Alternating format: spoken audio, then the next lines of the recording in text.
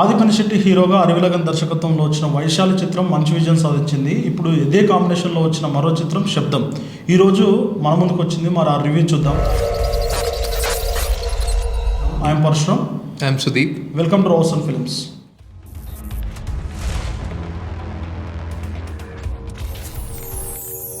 ఈరోజు మనకు శబ్దం సినిమా రిలీజ్ అయింది కదా, అది ఎలా అనిపించింది మీకు? బాగా అనిపించలేదు. బేసిక్గా శబ్దం టైటిల్ ప్రకారమే వాళ్ళు సౌండ్ ఎఫెక్ట్స్ మీద చాలా ఫోకస్ చేశారు. వాళ్ళు ఎఫర్ట్ కూడా పెట్టినట్టు తెలుస్తుంది మనకి. సో అందులో ఉన్న different animal sounds, horror film కాబట్టి చాలా ఇంపార్టెంట్. సౌండ్ ఎఫెక్ట్స్ అనేవి ఇంపార్టెంటే కాబట్టి ఇందులో అది బాగానే కవర్ చేసింది. కానీ స్టోరీ పరంగా కానీ స్క్రీన్ ప్లే వైస్ పరంగా కానీ అంత బాగా అనిపించలేదు. ఓకే, శబ్దం కథ ఏంటి? సో ఒక మెడికల్ కాలేజ్ లో ఇందులో స్టూడెంట్స్ చనిపోతారు. సో వాళ్ళు ఎందుకు చనిపోయారు, దెయ్యం గురించి చనిపోయారా అని చెప్పి ఒక పారానార్మల్ ఇన్వెస్టిగేటర్ ని పిలిపిస్తారు. సో దానికి మన ఆదిపని శెట్టి గారు వస్తారు. సో ఆయన ఇన్వెస్టిగేషన్ అసలు ఏం జరుగుతుంది అనేది కథ ఈ కాలేజ్ లో. సో ఫస్ట్ హాఫ్ అంతా మనకి ఆయనతో పాటే మనకు కూడా తెలుస్తూ ఉంటుంది అసలు ఏంటి కాలేజ్ లో ఏమవుతుంది, ఎవరెవరు ఉన్నారు అని చెప్పి. సో అసలు ఏమవుతుంది అనేది మనకు కూడా ఇంట్రీగ్ ఉంటుంది ఫస్ట్ హాఫ్ మొత్తం. మెయిన్ కథ అంతా సెకండ్ హాఫ్ లోనే అన్వీల్ చేస్తారు.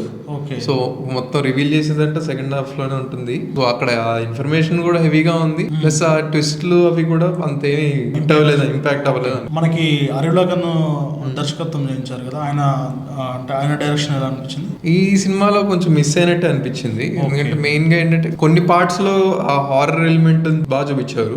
కొన్ని పార్ట్స్ ఏంటంటే అది ఎడిటింగ్ వల్లనా లేకపోతే ఫైనల్ గా అయితే డైరెక్టర్ వల్ల అని చెప్పొచ్చేమో.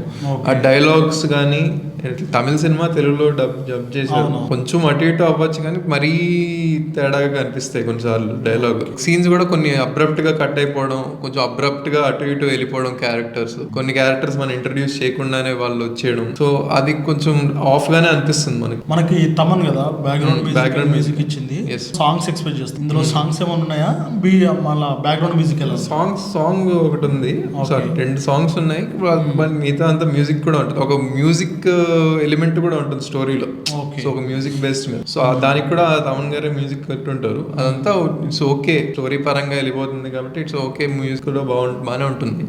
కానీ మెయిన్ ఇంపార్టెంట్ ఒక హారర్ సినిమాలో సౌండ్ ఎఫెక్ట్స్ ఎంత ఇంపార్టెంటో ఆ స్టోరీ కూడా కరెక్ట్ గా హిట్ అవ్వడం, కరెక్ట్ గా ఆ ట్విస్ట్లు కానీ అసలు ఎందుకు ఏమి ఇప్పుడు హారర్ ఫిల్మ్ అది ఏముంది అంటే దెయ్యం స్టోరీ ఏంటి అనేది కరెక్ట్ గా మనకి హిట్ అవుతే గానీ మనకి ఫీల్ అవ్వదు. ఆ సస్పెన్స్ ని కరెక్ట్ డ్రైవ్ చేయాలి. ఫస్ట్ హాఫ్ మొత్తం ఆ సస్పెన్స్ ఉంటుంది కాబట్టి మనకి ఓకే బాగానే ఉంది అనిపిస్తుంది. కానీ సెకండ్ హాఫ్ లో ఒక్కొక్కటి రివీల్ చేస్తూ వచ్చేసరికి మరి ఏముంది నార్మల్ అనిపిస్తుంది.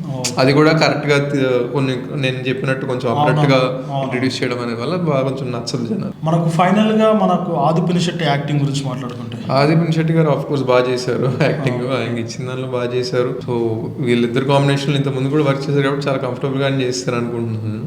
ఇక ఫైనల్ గా శబ్దం గురించి ఒక మాటలో చెప్పాలి. సో శబ్దం గురించి డెఫినెట్ గా నేను రికమెండ్ అయితే చేయను. కంపల్సరీగా చూడాలి, అంత అద్భుతమైన సినిమా అయితే కాదు. కానీ ఒకవేళ మీరు చూడాలి వీళ్ళ కాంబినేషన్ లో, మీరు లాస్ట్ టైం వైశాలి నాకు చూడాలి అనుకుంటే మాత్రం థియేటర్ లో చూడండి, మంచి ఆడియో సిస్టమ్ దగ్గర చూడండి. ఎందుకంటే మెయిన్ ఇంపార్టెంట్ ఇందులో సౌండ్ ఎఫెక్ట్స్ మీద ఎక్కువ ఎఫర్ట్ పెట్టారు కాబట్టి అది మీరు ఎక్స్పీరియన్స్ చేయండి. సో వ్యూయర్స్, ఇదండి శబ్దం review. For more interesting videos please follow Roshan films.